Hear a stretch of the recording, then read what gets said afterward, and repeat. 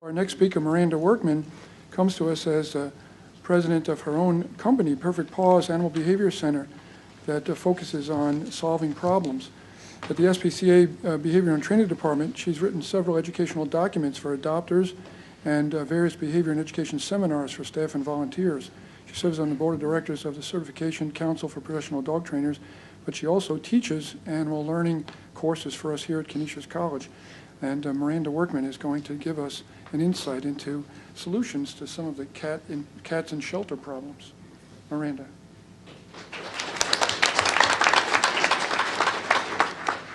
Okay, well, first I want to say thank you to Dr. Noonan, to Canisius, to the Gress family for putting this on. I think this is incredibly timely.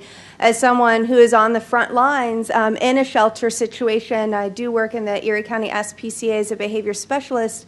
And so we're going to talk about taking some of the content there and looking at how we have applied some solutions to some of those same problems and really trying to be innovative and hopefully encourage and inspire everyone to be innovative in their own environments and try to find how we can move forward and talk about this.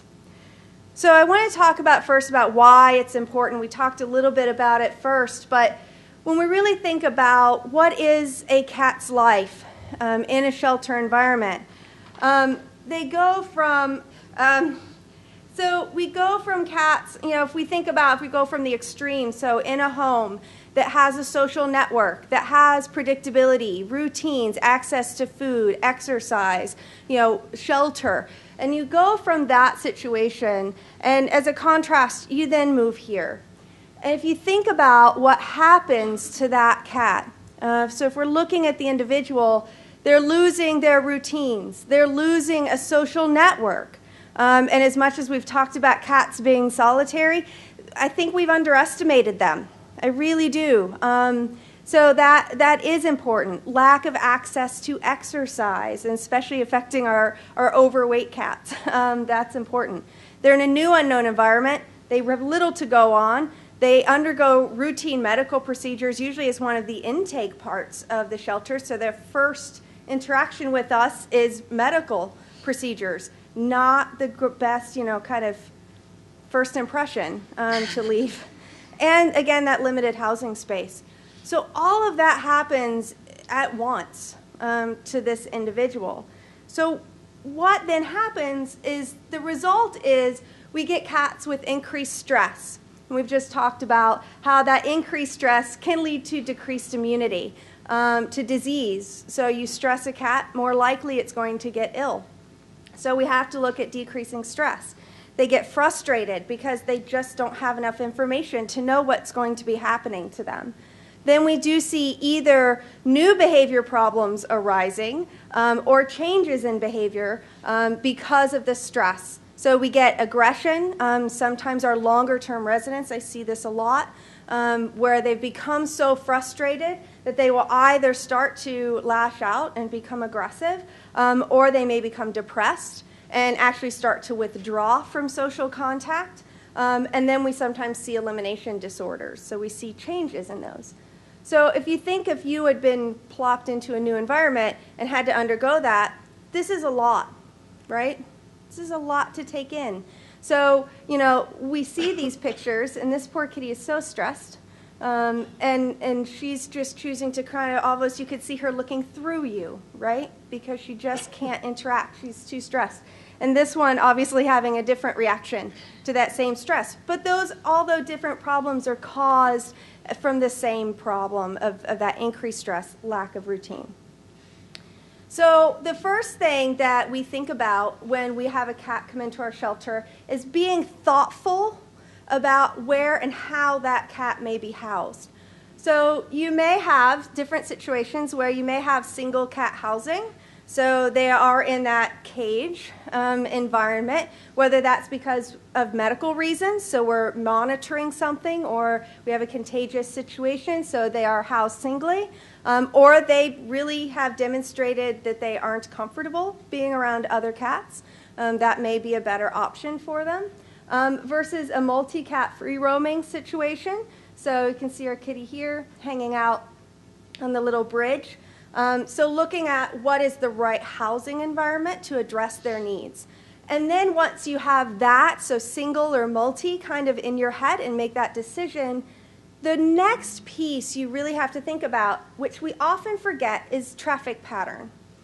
So you may have a single cat that needs to be in a single cat environment for their housing, but really enjoys a lot of environmental stimuli. So they want to see people walking by. They want to, hear the next song on the radio. They want a lot happening because they require that. And then you have some cats that would be overstimulating, and they need to have a quieter traffic pattern. Or you may have dog-friendly cats, and then cats who are really afraid or quite dog aggressive. And you wouldn't want to put them in an environment where you're having dogs passing through, because you're affecting both animals' welfare at that point. So you have to think about the multi-cat, single cat, and then traffic. What is going on? What are they being presented with on a daily basis for how they're hearing or seeing their environment? And then sometimes that right location isn't even within your building. If you have a good foster care option, which we do at the SPCA serving Erie County, what's often is that a foster care environment with an appropriate home can often minimize environmental changes because there is routine. They're seeing the same social companions every day. They're getting some personalized attention and observation. So especially if we have a cat we're not really sure, we do know that we have certain homes that we can send that cat to that will give us great observation that we cannot do in a shelter environment simply because of the numbers. So we're unavailable. And then too, if you do have that, it does free up some space in your shelter for those cats. So if you have a well-managed foster care program that is supported by the behavior staff or just the general shelter staff, that may be the right location for that particular animal at any one time. So be thinking outside the building a little bit on occasion. And then this is kind of my biggest point, is the best way that I've experienced to really make improvements in the welfare of the cats in our shelter is to educate and then to empower the humans that are dealing with those cats on a daily basis. So we've done this in various ways at the Erie County SPCA.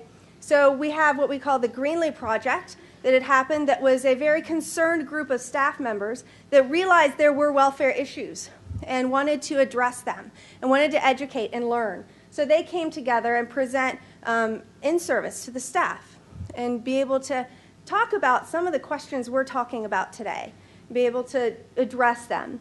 We have our foster families, and some of those are directed foster families. We have some that are very awesome at working with overweight cats.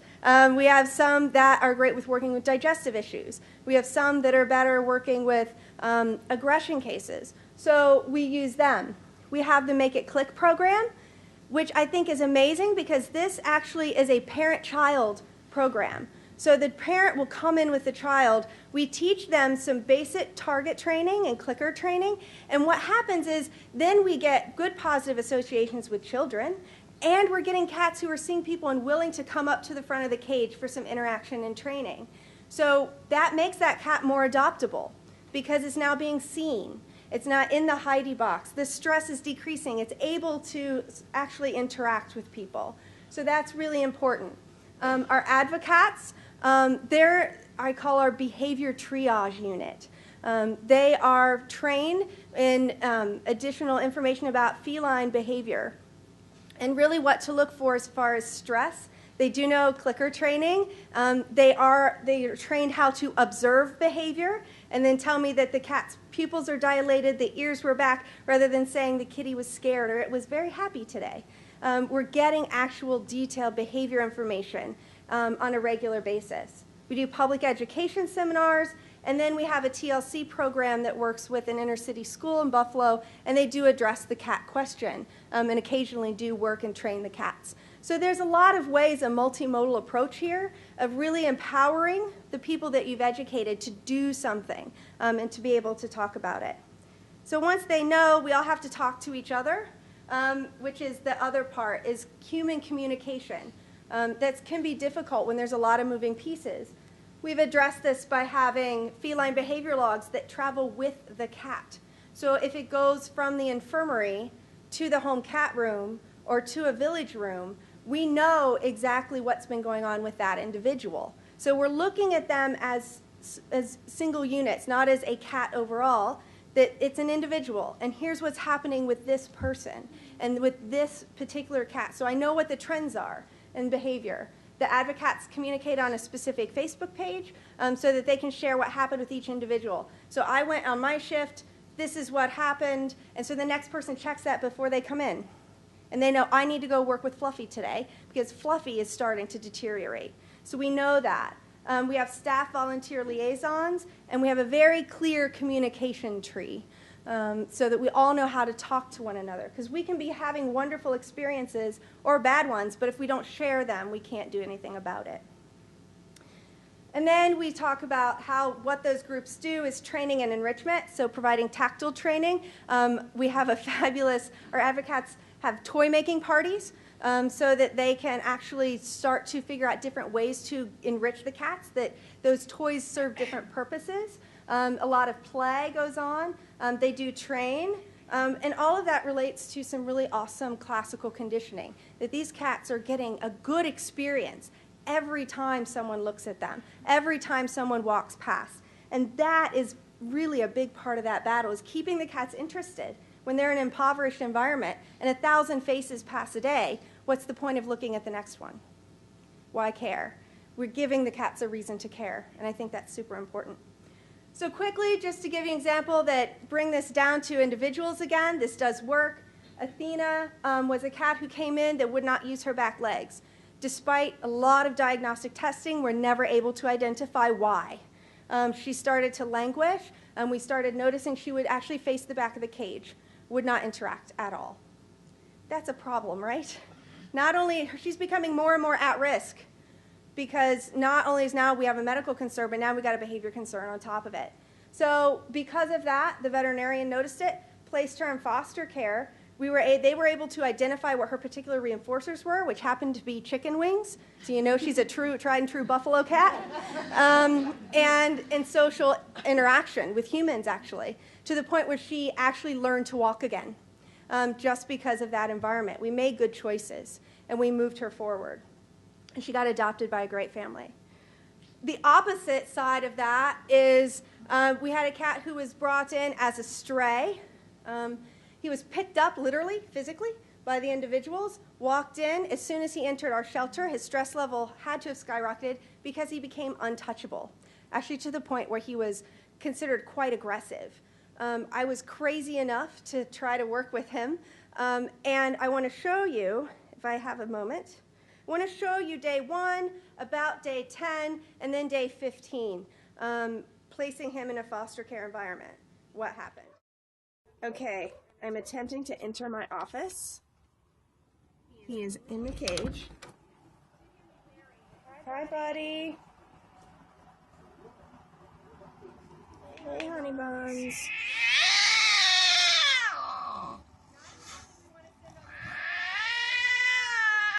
No, he was worse in the shelter. Hey, buddy. This is about day 10 with enrichment and training. I know, you see her. I know.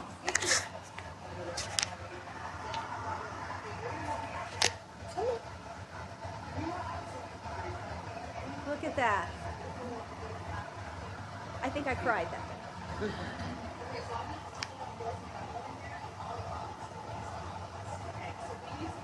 So he goes on to, I don't know how I get this to move. Oh, there we go. So he goes on to actually continue in this video. I'm not going to show all of it. But he actually starts soliciting the attention from me. He goes back to home base. That was very good.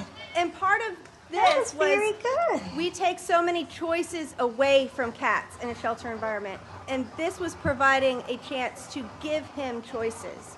And that really is what allowed us to make the progress that we did make.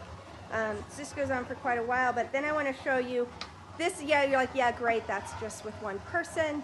Good boy. We actually started continuing to work with him And we did a lot of play. We did a lot of training with him. So learning to actually target my hand for food, a lot of other stuff. And so we introduced him to we changed Good now his boy. environment from single cat housing to multi-cat. Good I boy, want you to Aries. see what actually happens when we do that. So it's supposed to play. There we go. So this is about day 15. This is a new person. He's never seen that person. There's other cats in the room. We actually found he's quite cat friendly. We never would have known that. But here is a, yes. Randolph, a little much with the headbutt Yeah, there, dude. Randolph's a little uber friendly with other cats. He actually was a feral kitten that was taken in, and but you can see now. I mean, there's lots of activity going on. Yeah, that she touched aside. Don't do that. But you can see that, wow, in 15 days, with the right choices, with some enrichment, with some training, and he spent his first week in the shelter, and then after that came into foster care. So my point is that give choices, and that's what enrichment and training is about, because that's what they lose in that environment. So go out, be innovative, be inspired, I hope, and be creative, and then share. Okay? Thank you.